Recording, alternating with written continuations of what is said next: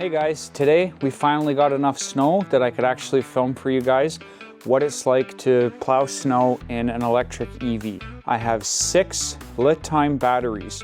They're 30 amp hours each, so that's a total of 180 amp hours of usable capacity.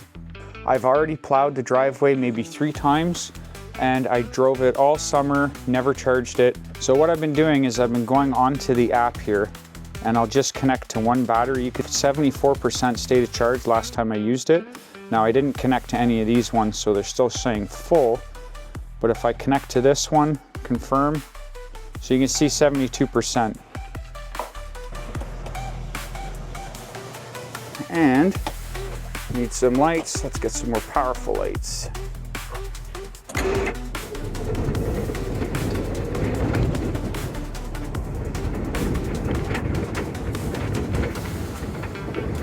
And there you have it. So a successful plowing with the LiTime batteries.